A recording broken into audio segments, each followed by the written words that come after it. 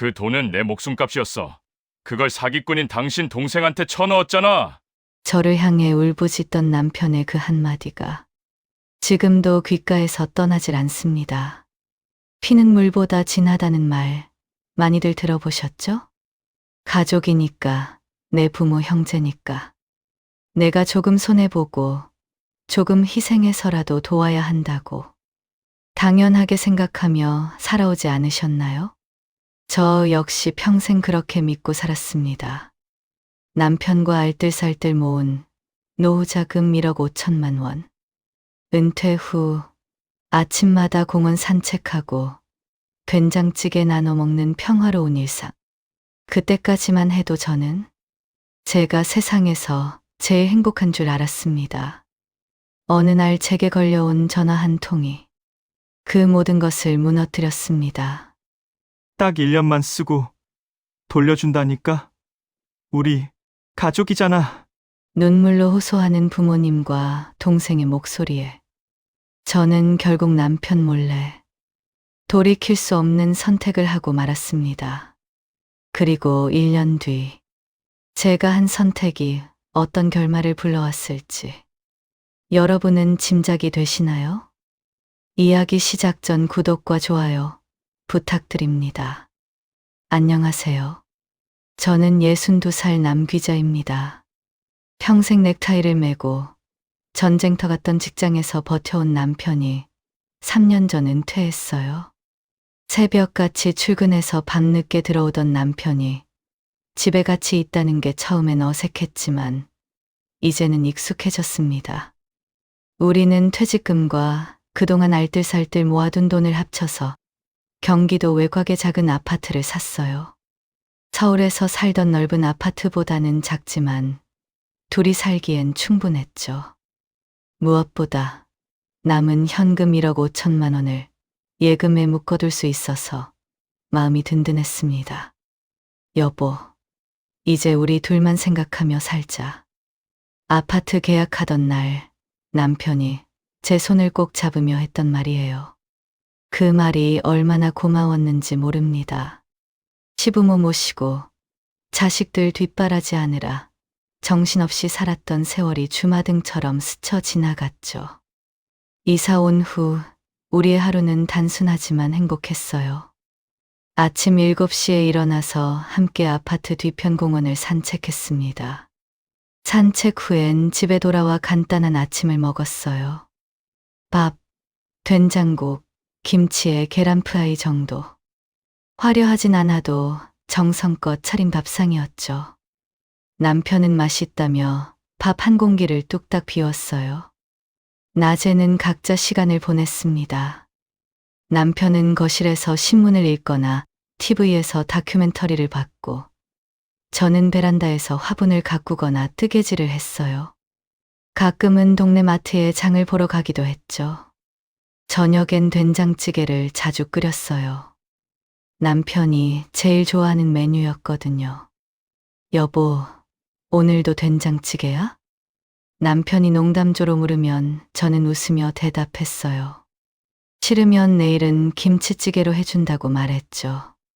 그럴 때면 남편은 아니라며 제 된장찌개가 제일 맛있다고 말했어요. 그렇게 웃고 떠들며 저녁을 먹고 나서 둘이 나란히 앉아 TV를 봤어요. 밤 10시가 되면 잠자리에 들었습니다. 이렇게 평범하고 소박한 일상이 저희의 전부였어요. 우린 행복했어요. 돈이 많지는 않아도 쓸 만큼은 있었고, 건강도 나쁘지 않았고, 무엇보다 서로가 있었으니까요. 어느 날 오후였어요. 남편은 낮잠을 자고 있었고, 저는 거실에서 TV를 보고 있었죠.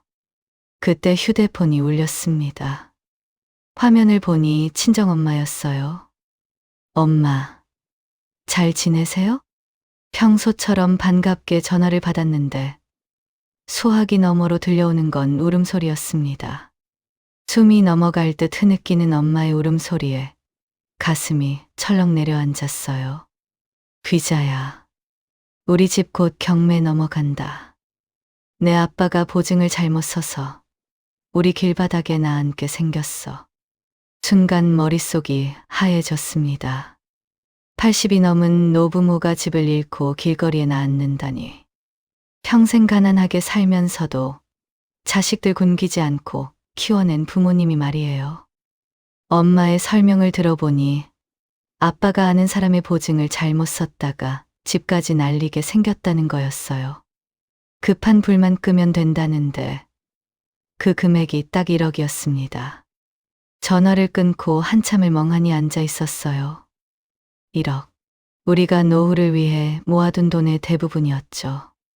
하지만 부모님이 어렵다니 가만히 있을 수 없잖아요. 저녁 식사 시간 밥상을 차리면서도 계속 그 생각뿐이었습니다. 남편이 식탁에 앉자 저는 떨리는 입술로 말을 꺼냈어요. 여보, 친정이 좀 어렵대요. 1억만 빌려줄 수 있을까요? 남편의 표정이 순식간에 굳어졌어요. 젓가락을 내려놓고 저를 뚫어지게 쳐다봤습니다. 당신 남동생 짓이지. 장인어른은 치매 초기신데 그런 사람이 어떻게 보증을 설 수 있어? 남편은 정확히 꿰뚫고 있었어요. 사실 저도 의심스러웠거든요. 하지만 엄마의 울음소리가 자꾸 귓가에 맴돌았습니다. 내 눈에 흙이 들어가기 전엔 절대 안 돼. 그 돈은 우리 노후 자금이야. 남편은 숟가락을 탁 내려놓고 방으로 들어가 버렸어요. 문이 쾅 닫히는 소리에 몸이 움찔했습니다. 혼자 남은 식탁에서 저는 눈물을 삼켰어요. 남편 말이 맞았습니다. 그 돈은 우리의 노후 자금이었죠. 하지만 부모님도 제게는 중요했어요. 그날 밤 잠이 오지 않았습니다. 남편의 코 고는 소리를 들으며 천장만 바라봤어요. 한쪽엔 40년을 함께한 남편, 다른 한쪽엔 날 낳아주신 부모님. 그 사이에서 저는 갈팡질팡하고 있었죠. 어떻게 해야 하나 하면서요. 다음 날 아침 핸드폰이 또 울렸습니다. 엄마였어요. 어제보다 더 초조한 목소리였죠. 이번엔 아빠를 바꿔주겠다고 했습니다. 수화기 너머로 들려온 아빠의 목소리는 너무나 힘이 없었어요. 귀자야, 모두 내 탓이다. 이번 한 번만 살려다오. 그 순간 눈물이 왈칵 쏟아졌습니다. 평생 허리띠 졸라매며 자식들 키운 아빠. 특히 저한테는 늘 미안해하셨어요. 오빠와 남동생은 대학까지 보냈지만 저는 집안 형편 때문에 고등학교 졸업 후 바로 시집을 갔거든요. 저만 대학에 못 보낸 게 평생 한이라고 하시며 눈시울을 붉히시던 아빠. 제게 최선을 다해 애정을 주신 아빠가 자식한테 손을 벌리고 있다니 가슴이 미어졌습니다. 전화를 끊고 하루 종일 넋이 나갔어요. 밥도 제대로 못 먹고 집안일도 손에 안 잡혔죠.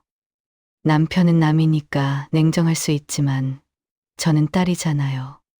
부모님이 차가운 길바닥에 나앉게 생겼는데 그대로 둘 수는 없다는 생각이 머릿속을 가득 채웠습니다. 저녁에 남편이 퇴근하고 들어왔어요. 제 얼굴을 보더니 한숨을 쉬었습니다. 또 친정에서 전화 온 거 받았냐고 물었어요. 들킨 게 부끄러웠지만 어쩔 수 없었죠. 남편은 저를 너무 잘 알았으니까요. 그날 밤 잠자리에 들기 전에 남편이 서재로 들어가는 걸 봤습니다. 서랍을 열어 뭔가를 꺼내더니 다른 곳으로 옮기는 모습이 보였어요. 예금 통장과 도장이었죠. 당신 마음 약해서 사고 칠까봐 그래. 당신 동생 3년 전에도 사업한다고 3천만 원 해먹었잖아. 이번엔 단위가 달라. 주면 끝이야. 남편의 말에 화가 치밀어 올랐어요. 내가 뭐 어린애도 아니고 통장이랑 도장을 숨기다니. 내가 무슨 도둑이에요? 왜 그렇게 못 믿어요? 남편은 이건 믿고 안 믿고의 문제가 아니라며 말했어요. 제가 부모님 일이면 물불 안 가리고 덤비는 걸 모를 줄 알았냐면서 말이죠. 그 말이 더욱 서럽게 들렸습니다. 저도 결혼하고 내내 시어머니 모시면서 온갖 구박을 다 받았어요. 시어머니는 따뜻한 말 한마디 해주시는 분이 아니셨거든요. 하지만 꾹 참고 시어머니가 돌아가실 때까지 며느리 노릇 제대로 했고 시댁 제사도 한 번 빠지지 않고 챙겼습니다. 지금도 명절 때마다 새벽부터 일어나 전 부치고 나물 무치고 시누이들 오면 웃으며 대접했어요. 그런데 정작 제 부모님이 위기에 처했을 때는 이렇게 냉정하게 막는다니. 내가 그동안 뭘 위해 살았나. 배신감 같은 게 밀려왔어요. 물론 남편 말이 틀린 건 아니었지만 그래도 너무 냉정하다는 생각이 들었습니다. 일주일이 지났어요. 그동안 엄마한테서 매일 전화가 왔습니다. 집에 빨간 딱지가 붙을 날이 얼마 안 남았다고. 이제 정말 끝이라고. 저는 견딜 수가 없었어요. 남편이 지인과 약속이 있다며 나가자 저는 몰래 친정으로 내려갔습니다. 오랜만에 가는 친정길인데도 마음이 무거웠어요. 도착해서 보니 이상했어요. 엄마 말대로라면 벌써 빨간 딱지가 붙어 있어야 하는데 집은 멀쩡했습니다. 의아해하고 있는데 남동생이 나타났어요. 50대 중반의 남동생은 여전히 철이 없어 보였습니다. 제가 탐탁치 않게 바라보고 있었어요. 그런데 동생이 갑자기 제 앞에 무릎을 꿇었습니다. 누나, 사실은 경매 직전이야. 딱지 붙으면 아버지는 충격으로 돌아가실 거야. 남동생의 설명이 이어졌어요. 저번 사업의 여파로 그리 되었다고 말이죠. 그래서 자기가 이번에 시작하는 사업으로 만회해야 하는데 자금이 부족하다고 말했습니다. 점점 제 안색이 창백해지는 걸 느꼈는지 덥석 팔을 잡더군요. 이번 것은 확실하다고요.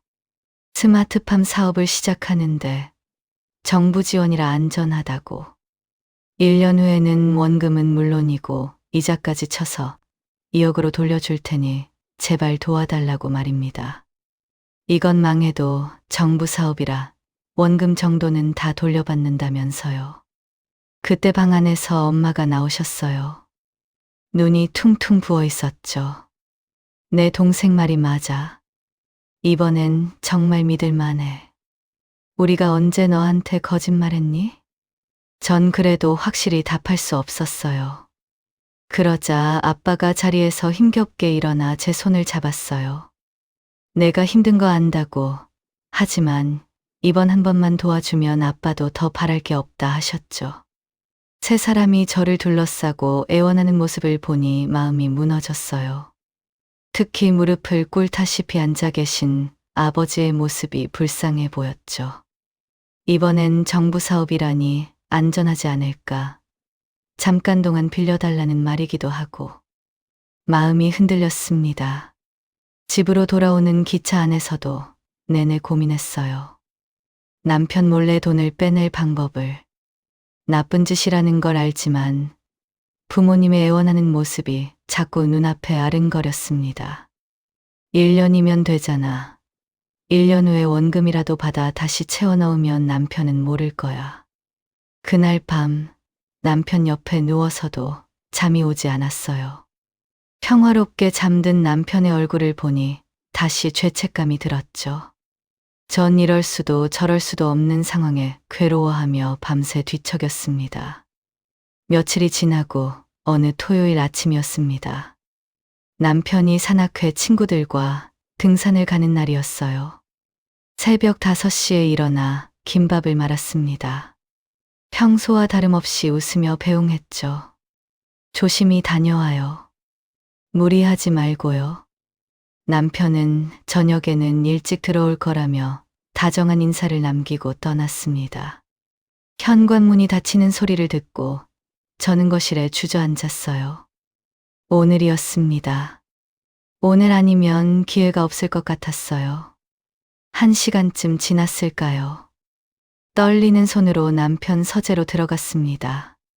서랍은 잠겨 있었지만 열쇠 위치는 이미 알고 있었어요. 서랍을 열자 통장과 도장, 신분증이 가지런히 놓여 있었습니다. 심장이 미친 듯이 뛰었어요. 도둑질하는 기분이었죠. 아니, 실제로 도둑질이었습니다. 1년 뒤에 갚는다잖아. 남편은 모르게 다시 채워 넣으면 돼. 전 그때 이미 결론을 내렸어요. 미안함에 몸부림쳤죠. 그러면서도 한편으론 억울한 생각도 좀 있었습니다. 평생 남편 뒷바라지하며 살았는데 제 마음대로 1억 정도 쓸 수 있지 않냐며. 결혼하고 줄곧 남편에게 생활비를 받아 살림했어요. 제 명의로 된 통장 하나 없이 살았죠. 늘 남편이 관리했고 저는 생활비를 더 달라고 한 적이 한 번도 없었습니다. 그런데 정작 우리 부모님이 위기에 처한 지금 이 정도는 할 수 있지 않을까 하면서요. 그 순간 저는 순종적인 아내가 아니라 효녀가 되기로 결심했습니다. 은행으로 가는 발걸음이 무거웠어요. 토요일이라 사람이 많지 않아 다행이었습니다. 창구에 앉아 예금 해지를 요청했어요. 본인 확인이 필요합니다. 예금주님께 전화 드려도 될까요? 직원의 말에 심장이 쿵 내려앉았어요. 하지만 이미 준비해둔 게 있었습니다. 남편의 휴대폰을 제가 들고 왔다면서 내밀었죠. 급한 일이 있다면서 제게 맡겨두었다고 말했습니다. 사실은 도시락을 넣어주면서 제가 가방에서 몰래 빼왔어요. 어차피 평소에도 휴대폰을 잘 쓰지 않는 남편이 신경 쓰지 않을 거라고 예상했습니다. 미리 챙겨온 남편 휴대폰으로 본인 인증을 했어요. 직원은 의심 없이 처리해 줬습니다. 만기가 6개월이나 남은 예금을 중도 해지하니 이자가 수백만 원이나 날아갔어요. 하지만 그런 건 눈에 들어오지 않았습니다. 오로지 부모님을 구해야 한다는 생각뿐이었죠. 1억이 제 통장으로 이체됐습니다. 그리고 곧바로 남동생 계좌로 보냈어요. 송금 버튼을 누르는 순간 묘한 감정이 교차했습니다. 그동안 해왔던 고민에 대한 해방감 같기도 하고 남편이 알게 될지도 모른다는 공포감 같기도 하고 이제 돌이킬 수 없구나. 은행을 나와 집으로 오는 길 다리가 후들거렸어요. 무슨 큰 죄를 지은 것 같았죠. 하지만 동시에 뿌듯하기도 했습니다. 부모님을 구했다는 안도감이었을까요? 집에 도착하자마자 동생한테 전화가 왔어요. 제가 최고라면서 돈을 잘 받았으니 앞으로 열심히 사업에만 집중하겠답니다. 뒤이어 친정엄마의 연락이 왔어요. 역시 우리 장녀밖에 없다고. 이제야 숨을 돌릴 수 있겠다고 말했죠. 매번 힘들 때만 저를 찾는 엄마의 장녀라는 말이 얄미웠지만 절 의지하는 게 싫지는 않았어요. 아빠까지 전화를 바꾸더니 고맙다는 말을 연신했어요. 딸한테는 언제나 받기만 한다고, 제 덕분에 살았다고 말했습니다. 그 달콤한 말들에 취했어요. 죄책감이 조금씩 옅어지고 잘했다는 생각이 들었습니다. 효녀가 된 기분이랄까요. 오후에는 평소처럼 집안일을 했어요. 청소도 하고 저녁 준비도 했죠. 남편이 좋아하는 갈비찜을 만들었습니다. 이른 저녁 남편이 돌아왔어요. 얼굴이 상기돼 있었죠. 오늘 날씨도 좋고 참 재미있었어. 김밥도 맛있었고 전 남편에게 수고했다는 인사도 잊지 않았습니다. 오랜만에 등산이 힘들었을 테니 얼른 씻고 식사하시라고 따뜻하게 말했죠. 남편은 기분 좋게 씻으러 들어갔어요. 하지만 저는 식탁을 차리는 손이 계속 떨렸습니다. 남편은 오늘 반찬 맛이 너무 좋다면서 매일이 오늘 같으면 좋겠다는 거예요. 그 순간 남편 얼굴을 똑바로 쳐다볼 수가 없었습니다. 눈을 마주치면 들킬 것 같았어요. 힘들게 등산을 다녀오셨으니 그렇다고 전 얼버무렸습니다. 거짓말이 술술 나왔어요. 그동안 남 한 번 속이지 않고 살아온 제가 이렇게 능숙하게 거짓말을 하다니. 남편은 맛있게 저녁을 먹고 함께 TV를 봤어요. 평소와 똑같은 저녁 풍경이었죠. TV를 보면서도 저는 계속 불안했습니다. 갑자기 남편이 통장을 확인하면 어떡하지? 혹여 제 표정을 보고 모든 걸 들키면 어떡하지 하는 생각에. 다행히 남편은 아무것도 눈치채지 못했어요. 피곤했는지 일찍 잠자리에 들었죠. 그날 밤도 누워서 잠이 오지 않았어요. 남편은 곤히 자고 있었지만 저는 눈을 감을 수가 없었습니다. 정말 미안해요. 마음속으로 계속 사과했어요. 그러면서 1년만 참자고 결심했죠. 그 뒤론 동생에게 원금이라도 돌려받을 수 있습니다. 그럼 원래대로 은행에 넣기만 하면 될 거예요. 이미 엎질러진 물이었죠. 저는 애써 마음을 다잡았습니다. 처음 3개월은 그래도 괜찮았어요. 남동생이 일주일에 한 번씩은 꼬박꼬박 전화했습니다. 사업이 잘 되고 있다고, 조금만 기다리면 큰 돈을 벌 거라고. 이런 상태라면 1년이 안 되어 돈 다 갚고 이자도 줄 수 있겠다면서 호언장담하더군요. 전 철석같이 그 말을 믿었죠. 하지만 6개월이 지나면서 달라졌습니다. 연락 오는 횟수가 뜸해지더니 나중엔 아예 받지 않았어요. 가끔이라도 연결되면 안부를 물었지만 대답은 늘 짧았습니다. 바빠요, 누나. 나중에 연락할게. 엄마한테 전화해도 마찬가지였어요. 예전엔 반갑게 봤던 엄마가 이제는 절 어색하게 대했죠. 뭔가 이상하다는 느낌이 들었습니다. 불안한 마음에 고향 친구한테 전화를 걸었어요. 어쩔 땐 친정 소식을 저보다도 먼저 아는 친구였거든요. 친구는 혹시 저희 친정 소식 뭐 하는 거 없냐고 묻자 바로 한숨을 내쉬었습니다. 그러더니 조심스럽게 입을 열었어요. 내 동생 말이야. 좀 골치 아픈 것 같던데? 친구는 얼마 전에 동생이 동네에서 값비싼 외제차를 끌고 다닐 때부터 알아봤답니다. 한동안 보는 사람들마다 코인에 투자하라면서 시덥잖은 소리라고 다녔다고. 어디서는 먼 돈이라도 난 건지. 순간 머릿속이 하얘졌어요. 한참을 그렇게 다니다가 갑자기 연락도 없이 사라졌다고 했습니다. 동네 사람들한테도 돈을 꽤 빌려가서 지금 그 사람들이 남동생을 찾느라 눈이 벌게졌다고요. 제게도 연락이 곧 갈지도 모른다고 했죠. 전화기를 든 손이 덜덜 떨렸습니다. 손발이 차갑게 식어가는 게 느껴졌어요. 돈 1억을 그렇게 날려버렸다고? 하늘이 무너지는 것 같았습니다. 남편 몰래 빼낸 우리 노후 자금을 동생이 겨우 도박에 탕진했다니. 그런데 엎친 데 덮친 격으로 더 큰 일이 터졌어요. 오후에 병원에서 돌아온 남편이 심각해 보였어요. 매년 하는 건강검진을 받고 온 날이었죠. 표정이 심상치 않았어요. 여보, 무슨 일 있어요? 남편은 한참을 망설이다가 입을 열었습니다. 의사가 초기 위암이라며 그래도 다행히 수술하면 완치될 가능성이 높다고 말했어요. 그 순간 다리에 힘이 풀렸어요. 담담하게 말하는 남편의 목소리가 안쓰러웠습니다. 남편이 암이라니. 아무리 초기라고 해도 암은 암이었죠.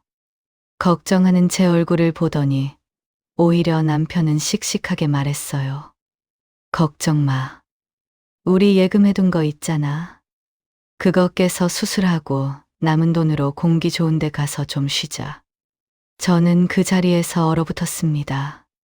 통장엔 1억이 없는데 이미 다 빼서 동생한테 줘버린 걸 이제 어떡하죠? 말을 잇기 힘들었어요. 애써 걱정 말라며 다 잘 될 거라고 말해보았습니다. 간신히 대답했지만 목소리가 한없이 떨렸어요. 다행히 남편은 눈치채지 못했습니다. 그날 밤 저는 화장실에 들어가서 미친 사람처럼 동생에게 전화를 걸었어요. 수십 통을 걸어서야 겨우 연결이 되었습니다. 왜 이렇게 전화를 많이 하냐는 남동생의 짜증 섞인 말에 전 쏘아붙였어요. 너 도대체 뭐하고 다니냐면서 사업은 또 어떻게 된 거냐고. 동생은 사업은 잘 되고 있는데 무슨 소리냐며 제게 오히려 따졌어요. 그래도 그 말에 조금 안심이 되었습니다. 지금 누나 사정이 안 좋아. 매형이 위암이래. 수술해야 하니 돈 좀 갚아줄 수 있어? 아니면 일부라도. 그런데 동생의 반응은 충격적이었습니다. 지금 돈을 갑자기 어떻게 돌려주냐면서 사업 자금은 그렇게 쉽게 뺄 수 있는 게 아니라고 말했어요. 그러더니 자긴 모르겠다고 지금은 하여든 줄 수 없으니까 알아서 하라는 겁니다. 기가 막혔습니다. 매형이 암이라서 당장 수술을 해야 하는 상황인데 무슨 사업 타령이냐 따졌죠. 매형 수술은 보험 들어놨을 거 아냐. 나보고 어쩌라고. 남동생은 소리를 지르더니 전화를 끊어버렸어요. 아무리 다시 걸어도 받지 않았습니다. 절망적인 마음으로 엄마한테 전화했어요. 울며 불며 사정했지만 엄마의 반응도 차가웠습니다. 넌 그 집에 시집 가서 몇십 년을 살았는데 내 돈도 맘대로 못 쓰니? 어려운 동생 너무 물고 늘어지지 말고. 자기도 누나 사정하는데 곧 갚아주겠지. 마치 남일인 양 말끝을 흐리는 친정엄마의 대답. 전 배신감에 온몸이 떨렸어요. 나는 친정을 위해 남편을 배신하고 1억을 빼냈는데 정작 우리가 위기에 처하니 모르는 척하다니. 부모님마저 등을 돌리자 모든 희망이 사라졌습니다. 전 화장실 바닥에 주저앉았어요. 눈물이 하염없이 흘렀습니다. 내가 도대체 무슨 짓을 한 거지? 남편이 밖에서 문을 두드렸어요. 왜 이렇게 안 나오냐고. 전 억지로 눈물을 닦고 나왔어요. 남편은 걱정스러운 눈빛으로 저를 바라봤습니다. 남편은 제가 남편이 걱정스러워 운다고 생각했는지 오히려 저를 다독였어요. 많이 놀랐지? 나 괜찮아. 촉이라잖아. 이렇게 다정한 남편을 속이고 있다는 죄책감에 가슴이 미어졌어요. 무엇보다 수술을 받아야 하는 남편이 그 돈 때문에 수술을 받지 못하게 되면 어떡하죠? 그날 밤 잠을 한숨도 못 잤습니다. 어떻게든 돈을 구해야 하는데 방법이 없었어요. 친정은 이미 등을 돌렸고 동생은 잠수를 탔고 우리 예금은 텅 비어 있었죠. 남편에게 사실을 말하고 싶어도 그럴 용기가 없었어요. 아픈 남편이 알면 어떤 충격을 받을지 또 얼마나 실망할지 생각하고 싶지도 않았습니다. 그저 제가 판함정에 빠진 채 몸부림치며 저를 원망할 뿐이었어요. 드디어 그날이 왔습니다. 수술 날짜가 잡히고 남편이 입원 수속을 위해 은행에 가야 한다고 했어요. 저는 필사적으로 막았습니다. 내가 가겠다고 당신은 몸이 안 좋으니 쉬라고 했지만 소용없었어요. 남편이 뭔가 이상하다고 느꼈는지 갑자기 거실에서 핸드폰을 꺼냈습니다. 그리고 은행 앱을 켰어요. 저는 그 순간 숨이 멎는 것 같았죠. 화면에 뜬 숫자를 본 남편의 얼굴에서 핏기가 싹 가셨어요. 이게 뭐야? 1억 어디 갔어? 설마. 당신이 친정해 준 거야?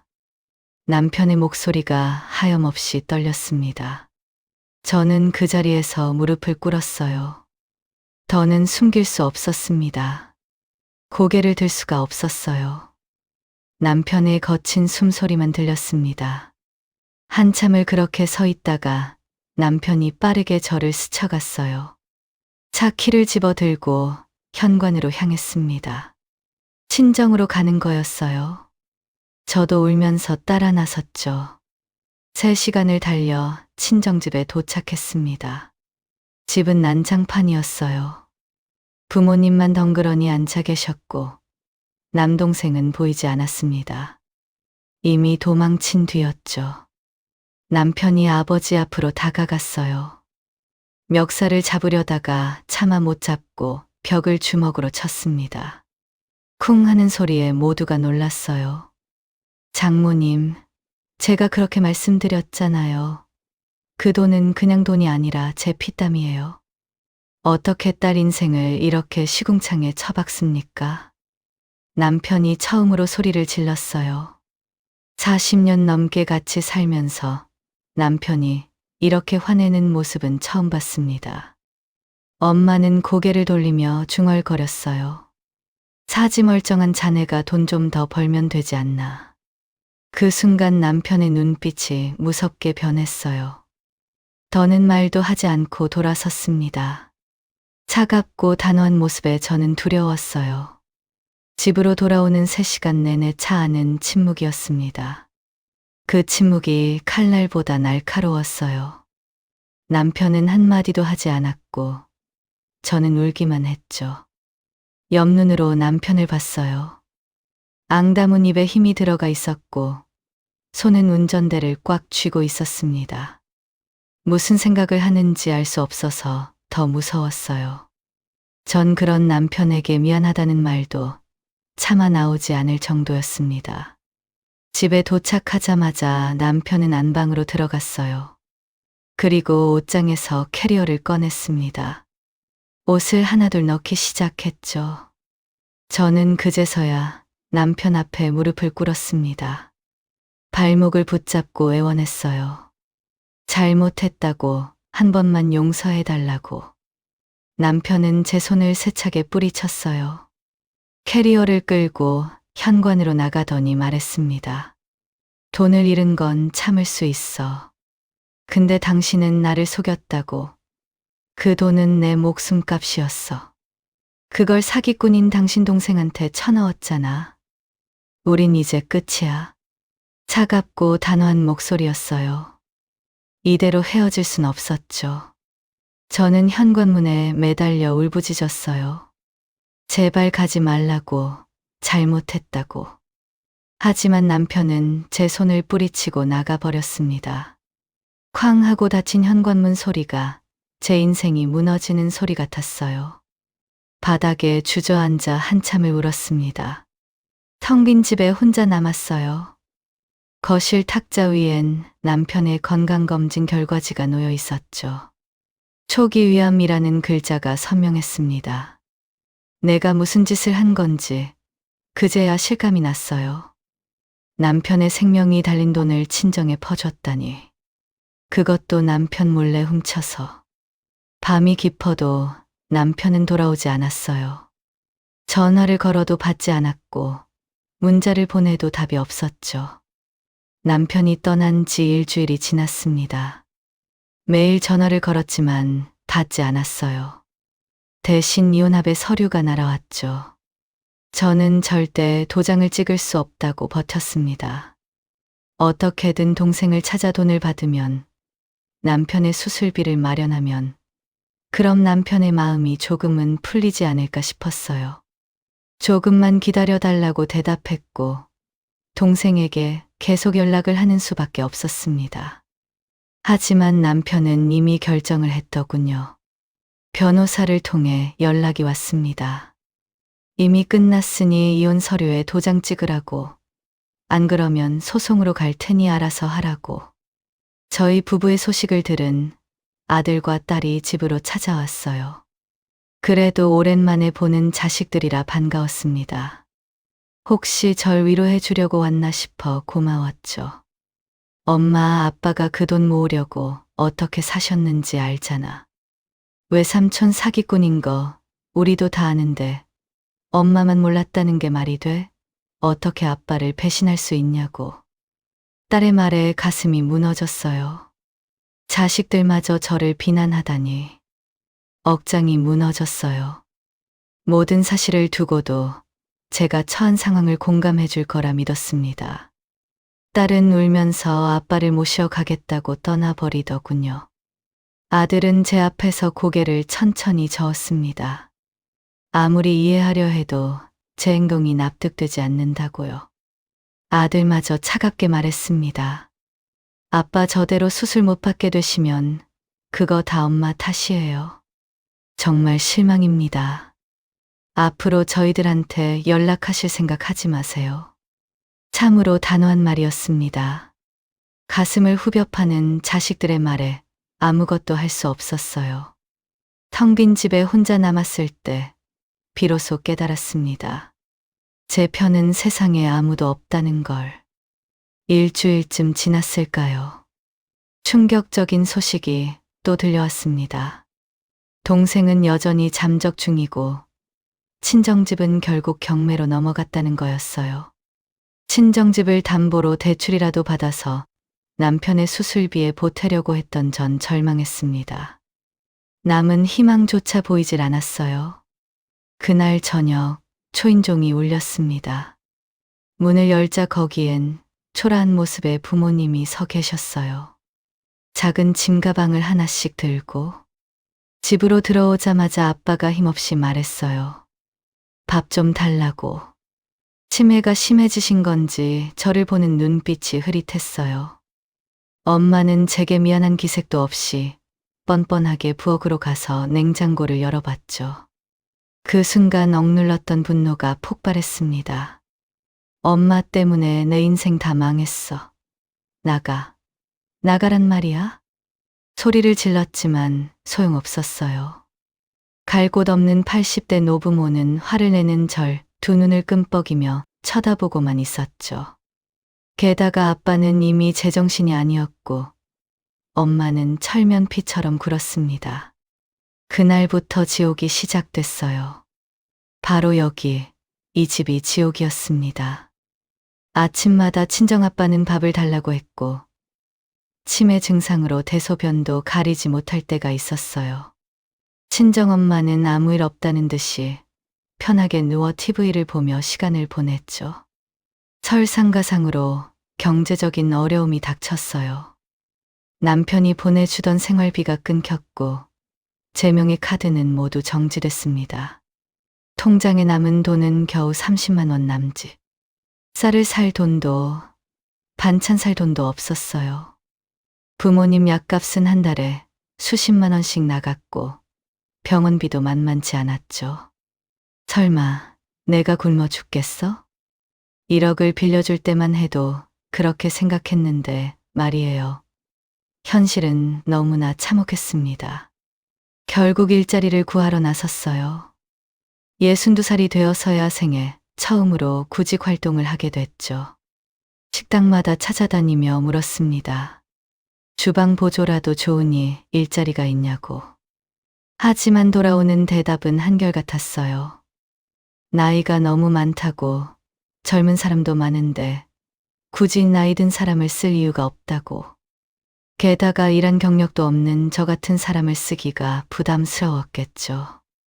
하루 종일 발품을 팔고 집으로 돌아오는 길, 상가 유리창에 비친 제 모습을 봤어요. 헝클어진 머리, 초췌한 얼굴, 구부정한 허리. 초라한 모습이 보기 힘들었습니다. 내가 어쩌다 이렇게 됐을까? 눈물이 났지만 울 힘도 없었어요. 집에는 치매 걸린 아빠와 철없는 엄마가 기다리고 있을 테고 냉장고는 텅 비어 있을 테니까. 그날 밤 라면 하나를 끓여서 셋이 나눠 먹었어요. 아빠는 그것마저도 제대로 못 드셨고 엄마는 반찬이 없다고 투덜거렸죠. 물밀듯이 밀려오는 불행에 정신을 차릴 수 없었습니다. 어떻게 해야 할지 판단이 서지 않았어요. 남편과 함께 그저 노후를 편안하게 보낼 줄 알았는데 모든 게 꿈처럼 허무하게 사라져 버렸죠. 창밖을 보니 다른 집들은 불이 환하게 켜져 있었어요. 가족들이 모여 저녁을 먹고 있겠죠. 웃음소리도 들리는 것 같았습니다. 우리 집도 불과 몇 달 전까지는 그랬어요. 남편과 단둘이지만 오순도순 살았고 가끔 자식들이 와서 함께 식사도 했죠. 그 평범한 일상이 얼마나 소중했는지 잃고 나서야 깨달았습니다. 다음 날도 그 다음 날도 일자리를 찾으러 나갔어요. 하지만 결과는 마찬가지였죠. 저는 어느 곳에서도 일할 기회조차 얻지 못했습니다. 집 안에 있는 물건 중에 팔 수 있는 건 다 처분했어요. 남편에게 받은 결혼 반지마저도 헐값에 팔아버렸죠. 그래도 어림도 없었습니다. 깨진 독에 든 물처럼 조금 들어온 돈은 다시 줄줄 새어 나가 버렸어요. 차라리 죽는 게 나을까? 순간 그런 생각까지 들었어요. 하지만 그럴 용기조차 없었습니다. 현관문을 열자 예상대로 아빠가 소리쳤어요. 배고프다고 밥을 달라고 하면서요. 저만 바라보고 있는 부모님께 제 밥을 모두 덜어드리고 남은 김치까지 싹싹 모아드렸죠. 저는 줄인 배를 움켜쥐고 잠자리에 들었습니다. 울고 싶었지만 더 흘릴 눈물조차 남아있지 않았어요. 그로부터 6개월이 지났습니다. 이혼 재판이 열렸어요. 전 어떻게 해서든 이혼은 막고 싶었어요. 남편이 보내온 이혼 합의서를 계속 돌려보냈죠. 결국 소송에서 제가 남편 몰래 거액을 빼돌린 게 증명되면서 유책 배우자가 됐어요. 위자료는커녕 재산 분할에서도 거의 받은 게 없었습니다. 법원을 나오는데 현관에서 남편과 마주쳤어요. 다행히 남편은 자식들의 도움과 보험금으로 수술을 잘 마쳤다고 했습니다. 몸이 꽤 회복되었는지 얼굴색도 좋아 보였어요. 하지만 저를 보는 순간 시선을 돌렸습니다. 저는 남편의 차가운 등 뒤에 대고 작게 속삭였어요. 여보, 정말 미안해요. 하지만 남편은 들은 척도 하지 않고 걸어갔죠. 그 뒷모습을 보며 우리의 인연이 정말로 끝났다는 걸 실감했습니다. 나중에 아들을 통해 소식을 들었어요. 남편은 시골에 작은 방을 얻어 혼자 산다고. 텃밭도 가꾸고 동네 사람들과 어울리며 평화롭게 지낸다고 했습니다. 그가 꿈꾸던 노후였어요. 아니 어쩌면 우리 둘이 함께 누릴 수 있었던 평온한 삶. 그걸 제가 박살낸 거죠. 그리고 지금 저는 단칸방에 월세로 근근히 살고 있습니다. 재산 분할로 받은 돈은 부모님 병원비와 생활비로 몽땅 써버렸거든요. 반지하 한 칸짜리 방. 곰팡이 냄새가 나고 습기가 가득하지만 그나마 제일 싼 곳이었습니다. 아버지는 치매가 더 심해지셨어요. 이제는 저도 잘 못 알아보십니다. 대소변도 못 가리시고 밤낮 없이 헛소리를 하시죠. 엄마는 한 달 전에 돌아가셨어요. 동생이 결국 파산하고 노숙자가 됐다는 소식을 듣고는 화병이 도졌다고 합니다. 병원에 모시고 갔지만 이미 늦었어요. 마지막 순간까지 동생 이름만 부르다가 눈을 감으셨죠. 장례식장엔 아무도 오지 않았어요. 친척들도 동네 사람들도. 작은 장례식장에서 저 혼자서 엄마를 보내드렸습니다. 지금은 낮에 식당에서 설거지를 해요. 최저시급도 안 되는 돈이지만 없는 것보단 나으니까요. 새벽 4시에 일어나 출근하고 오후 3시에 끝납니다. 퇴근 후엔 동네를 돌며 폐지를 주워요. 열심히 돌면 하루에 3,000원 정도 벌 수 있죠.